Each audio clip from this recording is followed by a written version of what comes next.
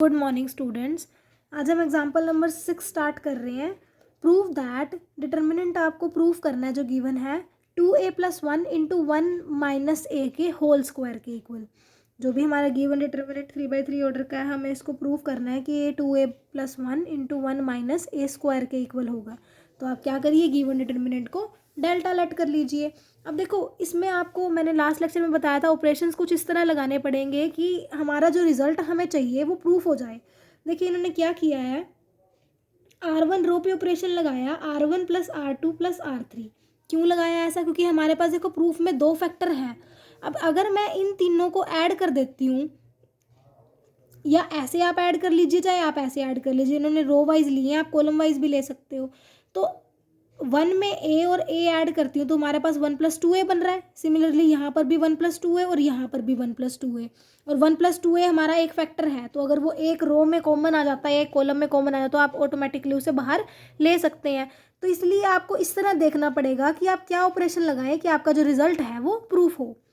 तो इसलिए इन्होंने R1 पे ऑपरेशन लगाया कि R1 में R2 को और R3 को ऐड कर देते हैं हम। तो जिस पे ऑपरेशन लगता है, मैंने आपको कल भी बताया था, चेंज सिर्फ उसी रो में आएगा, अदरवाइज बाकी की 2 रो एज इट इज ही रहेंगी। और जो इसमें चेंज आया वो क्या था, 1 + 2a, 1 + 2a, 1 + 2a।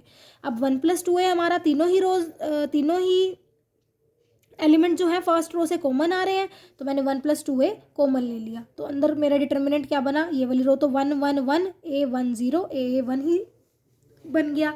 अब देखो आगे हमें ये वाला फैक्टर चाहिए। अब देखो एक फैक्टर तुमने कॉमन निकाल लिया, अब आगे तुम्हें कोशिश करनी है कि तुम्हारी या तो कोई एक रो या फिर कोई एक कॉलम के एलिमेंट जो है वो 0 बने। क्योंकि अगर ये 0 बनेंगे और लास्ट में तुम्हें डिटर्मिनेंट को एक्सपेंड भी करोगे तो वो तुम्हारा थोड़ा सा ईजी पड़ेगा तुम लोगों को।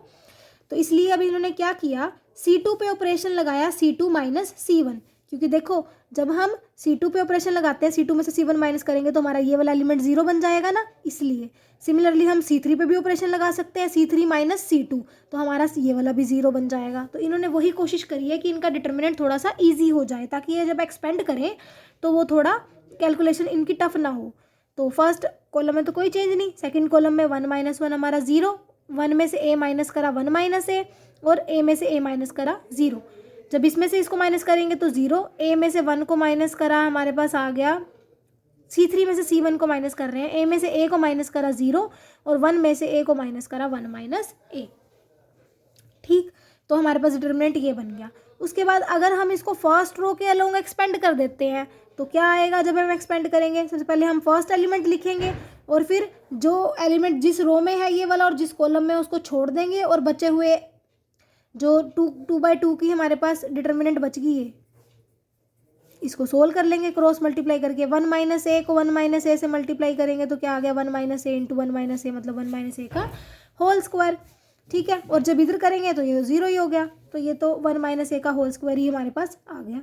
तो यही हमने प्रूफ करना था, क्योंकि बाकी तो एलिमेंट दोनों 0 ही हैं, तो उनके रिस्पेक्ट में तो ऑटोमेटिकली आंसर 0 आएगा। तो ये हमारा प्रूफ हो गया।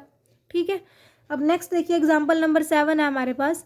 प्रूव दैट, जो हमारा डिटर्मिनेंट हमें ये गिवन है, हमें इसको x³ के इक्वल प्रूफ करना है। तो आप गिवन डिटर्मिनेंट को डेल्टा लेट कर सकते हैं, डेल्टा लेट कर लीजिए। अब देखिए इन्होंने क्या करा है, इस डिटर्मिनेंट को 2 हिस्सों में स्प्लिट कर दिया है। तो स्प्लिट कैसे किया, देखो यहाँ पर जो है एडिशन में है, तो x 5x और 10x को एक साइड ले लिया, और y 4y 8y को एक साइड ले लिया, और बाकी के दोनों तो एज इट इज ही हैं। तो बस बेसिकली हमने डिटर्मिनेंट को स्प्लिट कर दिया है। उसके बाद देखो हमारे पास जो फर्स्ट डिटर्मिनेंट है, इसके अंदर से x कॉमन आ रहा है। ये देखो फर्स्ट कॉलम में से भी x कॉमन आ रहा है, सेकंड कॉलम में से भी, और थर्ड कॉलम में से भी। तो 3 बार x कॉमन आया तो वो x³ हो गया। तो अंदर हमारे पास जो डिटर्मिनेंट बचा हमने एज इट इज लिख दिया। सिमिलरली अब यहाँ देखो, जो सेकंड डिटर्मिनेंट है, इसके फर्स्ट कॉलम में से तो y कॉमन आ रहा है, सेकंड में से x कॉमन आ रहा है, और थर्ड में से भी x कॉमन आ रहा है। तो बेसिकली x² × y कॉमन आया है ना, x² × y कॉमन आया, और हमने बाकी डिटर्मिनेंट एज इट इज लिख दिया। उसके बाद बस ये क्या कर रहे हैं, सेकेंड डिटर्मिनेंट में तो आप देखो कि C1 और C2 हमारे दोनों ही आइडेंटिकल हो गए, और हमने कल ही ये प्रॉपर्टी पढ़ी थी कि अगर 2 कॉलम या कोई 2 रो आइडेंटिकल हो जाते हैं तो उसका डिटर्मिनेंट ऑटोमेटिकली हमारा 0 के इक्वल हो जाता है। तो ये डिटर्मिनेंट तो हमारा खत्म हो गया, सिर्फ हमारे पास ये वाला हिस्सा रह गया। ठीक है, उसके बाद बस अब इसको थोड़ा सा सिंप्लीफाई करने की कोशिश कर रहे हैं। अभी देखो इन्होंने क्या करा, C2 पे ऑपरेशन लगाया, C2 - C3। तो ये फर्स्ट कॉलम तो एज इट इज़, C2 पे लगा तो 1 - 1 हमारा कितना बन गया 0, 4 - 2 बन गया 2 और 8 - 3 बन गया 5 और ये C3 वाला एज इट इज़। कोशिश करते हैं हम कि डिटर्मिनेंट को ईजी से ईजी बना सके ताकि एक्सपेंड करने में दिक्कत ना हो। अब नेक्स्ट है, बेसिकली फॉर्म हमारी इस तरह की बनती है कि पहला एलिमेंट 1 हो और अगले एलिमेंट को हम 0 बनाने की कोशिश करते हैं। फिर C3 हमारा, C3 पे ऑपरेशन लगाएंगे, इसको C3 में से C1 माइनस कर देंगे तो 1 - 1 0 हो गया, 2 - 5 - 3 और 3 - 10 - 7 हो गया। फिर जब हम इसको R1 के अलोंग एक्सपेंड करेंगे डिटर्मिनेंट को तो क्या आएगा, फर्स्ट एलिमेंट हमारा 1 है, 1 × 1 वाली रो छोड़ दो, 1 वाला कॉलम छोड़ दो, तो 7 2 जा कितना हो गया 14 और फिर माइनस लगेगा और एक माइनस पहले ही है तो वो कितना बन गया प्लस के 15 और अगली दोनों ही टर्म 0 है तो वो अगले के रिस्पेक्ट में तो कुछ लिखने का फ़ायदा ही नहीं क्योंकि 0 को तो किसी से भी मल्टीप्लाई करो ऑलवेज 0 ही होगा। और 15 में से 14 माइनस करेंगे तो 1 बचा और 1 को आप x³ से मल्टीप्लाई करेंगे तो आपका रिजल्ट आ जाएगा x³। यही हमें प्रूव करना था, आज से हमारी यही थी। नेक्स्ट देखो एग्जाम्पल नंबर 8, काफ़ी इंपॉर्टेंट एग्जाम्पल है हमारे पास। प्रूफ दैट, हमें प्रूफ करना है कि जो हमारा गिवन डिटर्मिनेंट है वो ईस के इक्वल आना चाहिए। ठीक है, तो आप गिवन डिटर्मिनेंट को सबसे पहले डेल्टा के इक्वल लेट कर लीजिए। डेल्टा के इक्वल लेट करने के बाद ऑपरेशन लगाते हैं हम इसके अंदर। देखिए R2 पे ऑपरेशन लगाया R2 - R1 और सिमिलरली R3 पे भी ऑपरेशन लगाया R3 - R1। देखो कैसे किया इन्होंने, फर्स्ट रो तो एज इट इज़ कोई चेंज नहीं, R2 - R1 तो 1 - 1 हमारा क्या बन गया 0, क्योंकि फैक्टर हमें कुछ इस तरह के चाहिए थे। तो देखिए अगर मैं इसको इसमें से सब्ट्रैक्ट करूँ तो मेरा y - x बन रहा है और नेक्स्ट में हमारा बन गया y³ - x³। जब R3 में ऑपरेशन लगाया तो मेरा बन गया z - x और z³ - x³। फिर इन्होंने क्या किया, यहाँ पर हमारा y³ - x³ बन रहा था तो y³ - x³ पे हम a³ - b³ की आइडेंटिटी लगा सकते हैं तो वो हमारा किसके इक्वल हो जाएगा a - b, a³ - b³ हमारा किसके इक्वल हो जाएगा a - b into a² plus ab plus b²। ठीक है, तो वो हमारा इसके इक्वल होगा। सिमिलरली z³ - x³ को भी हमने इसके इक्वल शो कर दिया। अब नेक्स्ट देखो ये स्टेप में क्या कर रहे हैं, देखो y - x हमारा सेकंड रो से कॉमन आ रहा है तो y - x हमने कॉमन ले लिया और थर्ड रो से हमारा z - x कॉमन आ रहा है तो z - x कॉमन ले लिया और अंदर हमारा जो डिटर्मिनेंट बच गया उसे हमने एज इट इज़ लिख दिया। अब देखो दो फैक्टर जो हमारे हैं y - x वाला और z - x वाला वो तो हमारे कॉमन आ गए हैं। उसके बाद आप लोग क्या कर सकते हैं, एक्सपेंड कर सकते हैं क्योंकि फॉर्म देखो हमारी कैसी बनी है, फॉर्म हमारी बनेगी ना ये वाली 1 0 0। तो आप अगर इसको C1 के अलोंग एक्सपेंड करेंगे तो सिर्फ एक ही एलिमेंट के अलोंग एक्सपेंड करना पड़ेगा, बाकी तो 0 ही हो जाएंगे। तो C1 के अलोंग यहाँ पे इन्होंने एक्सपेंड कर दिया। आप C1 के अलोंग इसको एक्सपेंड करेंगे तो हमारे पास ये बन गया। तो जब आप इस डिटर्मिनेंट को सोल्व करेंगे तो हमारे पास क्रॉस मल्टीप्लाई कर सकते हैं क्योंकि 2/2 ऑर्डर का डिटर्मिनेंट है। तो सोल्व करोगे तो आपके पास क्या बन जाएगा, ये वाले दो फैक्टर तो एज इट इज़, जब इनको सोल्व करोगे क्रॉस मल्टीप्लिकेशन करके तो ये बन जाएगा। उसके बाद इन्होंने यहाँ पर देखिए x² से x² तो हमारा कैंसिल आउट हो रहा है तो हमारे पास ये रह गया। नेक्स्ट स्टेप में इन्होंने क्या करा, z² - y² एक साथ कर लिया और जो ये zx - yx है इसमें से इनका x कॉमन आ रहा था इन्होंने कॉमन ले लिया। तो उसके बाद नेक्स्ट स्टेप में देखें a² - b² था तो इसको z - y into z plus y लिख दिया plus x into z - y। अब देखो z - y इस फैक्टर से भी कॉमन आ रहा है और ये इधर से भी कॉमन आ रहा है तो z - y फैक्टर इन्होंने बाहर कॉमन ले लिया, ये भी हमें चाहिए था। अंदर हमारे पास क्या बचा z plus y plus x, तो ये हमारा रिजल्ट आ गया डिजायर्ड। अब नेक्स्ट देखो एग्जांपल नंबर हमारे पास 9 है। प्रूव दैट कि जो डिटर्मिनेंट हमें गिवन है हमें इसको इसके इक्वल प्रूव करना है। तो वही हम स्टेप वाइज चलेंगे, हमें जो ये फैक्टर चाहिए कुछ इस तरह से हम ऑपरेशन लगाएंगे कि हमारे पास ये फैक्टर्स बन जाए। तो अब देखिए हमने ऑपरेशन क्या लगाया, C1 पे ऑपरेशन लगाया C1 प्लस C3। क्यों, क्योंकि अगर मैं इस पे ऑपरेशन लगा रही हूँ तो मेरा A प्लस B प्लस C ही बन रहा है तीनों में, तो वो मैं ऑटोमेटिकली बाहर ले सकती हूँ ताकि मेरा एक फैक्टर तो बन जाए प्रूफ वाला। तो हमने C1 प्लस C3 कर दिया तो हमारा बन गया A plus B plus C, A plus B plus C, A plus B plus C और C2 और C3 वाले एलिमेंट एज इट इज़। क्योंकि A plus B plus C C1 से कॉमन आ रहा है तो आप कॉमन ले सकते हैं। अंदर हमारे पास डिटर्मिनेंट ये बच गया। उसके बाद अगले फैक्टर के लिए उन्होंने क्या किया, अगर मैं R1 में से R2 कॉमन ले लूँ तो मेरा R1 में से R2 सब्ट्रैक्ट करूँ तो मेरा बन जाएगा A² माइनस B²। ठीक है, और अगर मैं R2 में से R3 सब्ट्रैक्ट करूँ तो मेरा बन जाएगा B² माइनस C²। देखो B माइनस सी और A माइनस बी दोनों ही फैक्टर हमारे पास है तो मतलब मैं ये ऑपरेशन भी लगा सकती हूँ। तो इसलिए R1 पे ऑपरेशन लगाया R1 माइनस R2 और R2 पे ऑपरेशन लगाया R2 माइनस R3, तो हमारे पास ये बन गया। अब देखो ये ए स्क्वायर माइनस बी स्क्वायर है, इसको आप ए प्लस बी इंटू ए माइनस बी लिख सकते हैं, और इसमें से भी जब मैं माइनस कॉमन लूँगी तो इसको minus of A minus B लिखेंगे हम। सिमिलरली इसको minus of B minus C लिखेंगे, ठीक है। और ये B square minus C square को भी आप B plus C into B minus C लिख सकते हो। बस यही चीज़ थी जो समझने वाली थी, बाकी तो एलिमेंट एज इट इज़ लिखे हुए हैं। अब देखो यहाँ पे 0 है, यहाँ पे हमारा ये फैक्टर है और यहाँ पर हमारा ये, तो ए माइनस बी हमारा फर्स्ट रो में से कॉमन आ रहा है तो मैंने कॉमन ले लिया। सिमिलरली बी माइनस सी सेकेंड रो में से कॉमन आ रहा है तो कॉमन ले लिया। तो हमारे पास बचा क्या, अब ए माइनस बी कॉमन आ गया था तो इसके पास तो ए प्लस बी बचा और इसके पास बचा बी प्लस सी। यहाँ पर ए माइनस बी कॉमन आ गया तो बचा -1, सिमिलरली नीचे भी बना -1, बाकी टर्म्स एज इट इज़ है। अब देखो इसको हम एक्सपेंड कर सकते हैं C1 के अलोंग, तो जब C1 के अलोंग एक्सपेंड करेंगे पहला तो 0 ही हो गया, वो भी लिखने की जरूरत नहीं, अगले एलिमेंट भी 0 हो गया, उसको भी कोई नीड नहीं लिखने की। थर्ड एलिमेंट सिर्फ 1 के अलोंग एक्सपेंड होगा तो 1 की रो छोड़ दोगे आप, 1 का कॉलम छोड़ दोगे, तो ये बन गया, इसको क्रॉस मल्टीप्लाई कर दोगे। एक्सपेंड करना आप लोगों को ईजिली आता ही है, तो जब आप एक्सपेंड करेंगे तो आपके पास ऑटोमेटिकली जो बचा हुआ एक फैक्टर है वो निकल जाएगा। यही हमारी RHS थी। अब नेक्स्ट देखो एग्जांपल नंबर 10 में क्या कहता है, हमें वही सेम ही है, आपको सारे ही डिटर्मिनेंट्स दिए होंगे और उसको आपको प्रूफ करना है। प्रूफ करने का तरीका मैंने आपको बता दी कि किस तरह आपको ध्यान रखना है कि ऑपरेशन किस तरह लगाने हैं कि ताकि हमारे फैक्टर्स ऑटोमेटिकली कॉमन आते रहें और बाद में जो हमारा फैक्टराइज करने वाला यानी कि एक्सपेंड करने वाला हिस्सा है वो ईजी हो जाए। तो वही गिवन डिटर्मिनेंट को आप लोगों ने डेल्टा के इक्वल लेट कर लेना है। अब ये कोई ज़रूरी नहीं है कि ऑपरेशन जैसे आपकी बुक में लगे हुए हैं आप लोग वैसा ही लगाओ, आप अपने हिसाब से देखो कि आपको प्रूफ करने में क्या चाहिए, उसके अकॉर्डिंग आप ऑपरेशन लगा सकते हैं।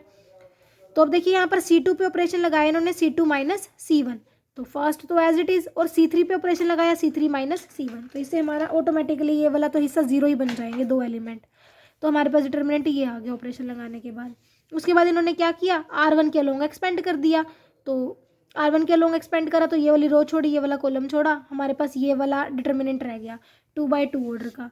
इन्होंने बस इस डिटर्मिनेंट को थोड़ा सा सिंप्लीफाई किया, देखो ए स्क्वायर माइनस बी स्क्वायर का आइडेंटिटी लगाई, वो बन गया ए प्लस बी इंटू ए माइनस बी। सिमिलरली यहाँ पर भी चारों ही हिस्सों में इन्होंने आइडेंटिटी लगाई है, यहाँ पर सिर्फ क्यूब वाली लगा दी और ऊपर में स्क्वायर वाली। क्यूब वाली मैंने आपको प्रीवियस क्वेश्चन में बताई है, ठीक है। अब नेक्स्ट इन्होंने क्या किया है, अब यहाँ पर हम देख रहे हैं कि हमारा b माइनस ए जो है वो पूरा कॉमन आ रहा है फर्स्ट कॉलम में से, और c माइनस ए सेकेंड कॉलम में से कॉमन आ रहा है, तो कॉमन ले लिया हमने, अंदर डिटर्मिनेंट हमारा ये बच गया, तो 2 फैक्टर तो हमारे कॉमन आ गए हैं। अब उसके बाद इन्होंने फिर फर्दर ऑपरेशन लगाया C2 पे, C2 माइनस C1। C2 में से जब हम C1 को सब्ट्रैक्ट कर रहे हैं तो हमारा a से a तो कैंसिल आउट हो रहा है, c माइनस b बन रहा है, तो ये देखिए c माइनस b बन गया। सिमिलरली जब इसमें से इसको सब्ट्रैक्ट कर रहे हैं हम तो a स्क्वायर से a स्क्वायर वाला हिस्सा तो कैंसिल हो गया, ये बच गया CA plus C square minus AB minus B square.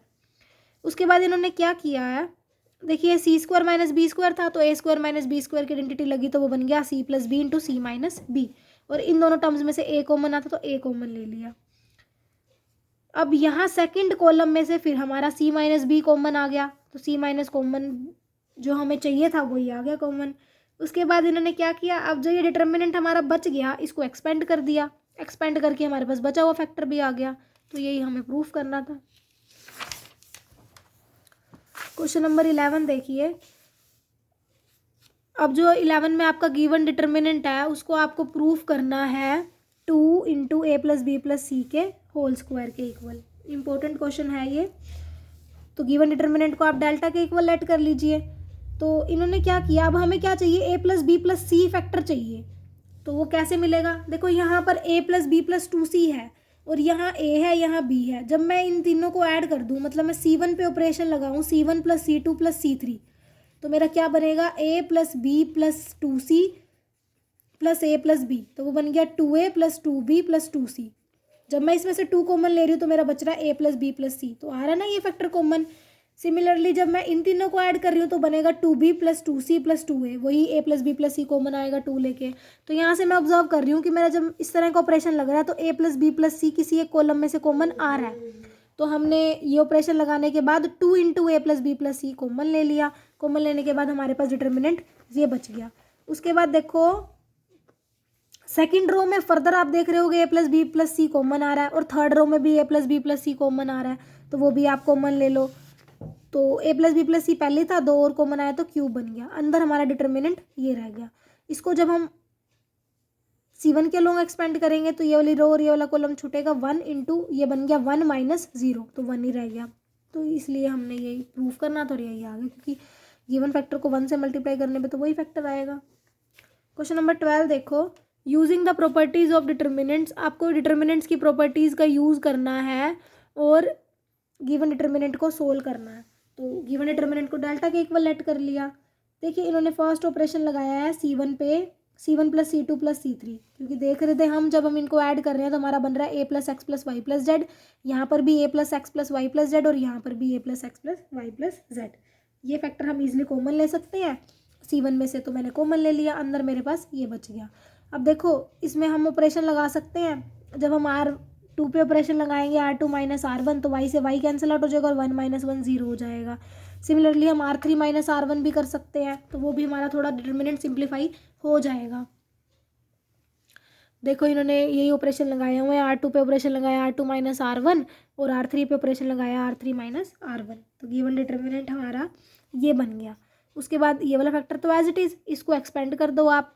तो एक्सपेंड करेंगे तो फर्स्ट एलिमेंट 1 है, ये रो छोड़ी ये कॉलम छोड़ा, ए को ए से मल्टीप्लाई करा A स्क्वायर और माइनस 0, तो ये बच गया हमारा A स्क्वायर।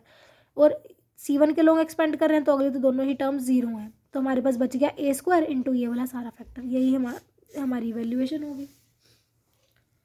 क्वेश्चन नंबर 13 देखिए, आपको जो गिवन डिटर्मिनेंट है उसको इसके इक्वल प्रूफ करना है। ये भी क्वेश्चन काफ़ी हमारा इंपॉर्टेंट रहता है। तो गिवन जो डिटर्मिनेंट था, सॉरी, उसको आपने क्या करा, डेल्टा के इक्वल लेट कर लिया। उसके बाद देखो, taking out A comma B comma C common from the first second और थर्ड कॉलम। देखो फर्स्ट कॉलम से इन्होंने ना A कॉमन ले लिया, सेकंड कॉलम से B कॉमन लिया और थर्ड कॉलम से C कॉमन लिया। ऐसा क्यों करा, क्योंकि देखो प्रूफ करने में 1/A plus 1/B plus 1/C type का रिजल्ट चाहिए हमें।